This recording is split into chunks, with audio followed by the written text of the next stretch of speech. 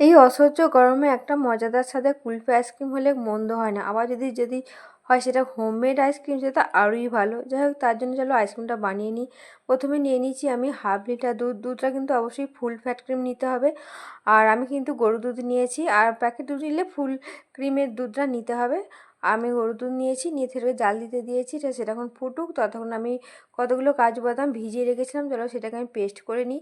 আর এর মধ্যে আমন্ড আর পেস্তাও দিতে পারো, কিন্তু আমার কাছে ওগুলো ছিল না বলে আমি দিইনি। দেখো, কাজু বাদামটাকে ভালো আমি পেস্ট করে নিয়েছি একদম মিহি করে। আর দুধটা বেশ ফুটে অনেকটা কমে এসেছে। এর মধ্যে এরপর দিয়ে দিলাম এলাচ গুঁড়ো। কুলফি আইসক্রিমে এলাচ গুঁড়ো না দিলে ঠিক কুলফি সেন্টটাও আসে না, মানে কুলফি আইসক্রিম মানে এলাচের একটা সেন্ট।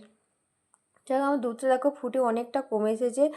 আরও একটু স্বাদ বেশি করার জন্য এর মধ্যে দিয়ে দিলাম খানিকটা গুঁড়ো দুধ। গুঁড়ো দুধটা দিলে কুলফির সেন্টটা আরও বেশি সুন্দর আসে এবং টেস্টটা আরও বেশি হয়। যতটা বেশি গুঁড়ো দুধ পারবে দেবে। আমি তো বেশ 4 চামচ মতো ভরে ভরে দিলাম।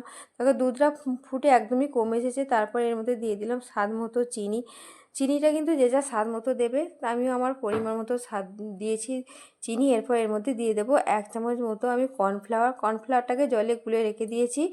এরপর এর দুধটার মধ্যে আমি দিয়ে দেবো, দিয়ে এটাকে ভালো করে ফুটিয়ে নেব। দেখো, পুরোপুরি ফুটে এসেছে, মানে দুধটা একদমই কমে এসেছে, কমে হাফ লিটার দুধটা একদমই অর্ধেক হয়ে গেছে।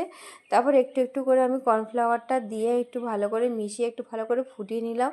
ফোটানো হয়ে যাওয়ার পর আরও একদম শেষ মাথায় দিয়ে দেবো যে আমি কাজু বাদামটা পেস্ট করে রেখেছিলাম, সেটাও এর মধ্যে দিয়ে দিচ্ছি, একটু একটু করেই দিচ্ছি।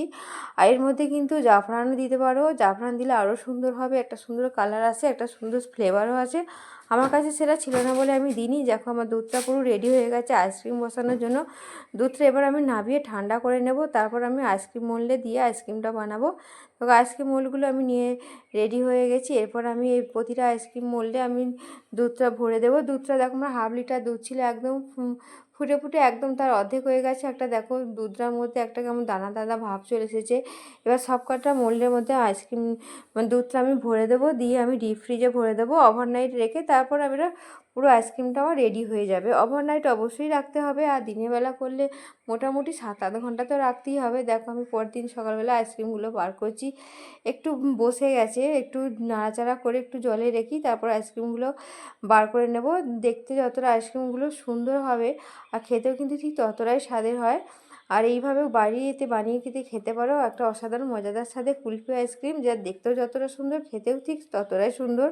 কেমন লাগলো ভিডিওটা একটু কমেন্ট করে জানিও। আর এটা খেতে আমিও খুব ভালোবাসি, আমার পরিবারের সবাই ভালোবাসে, আমার বাচ্চা তো খুবই ভালোবাসে। কেমন হয়েছে কমেন্ট করে জানিয়ে। দেখা হচ্ছে পরে ভিডিও।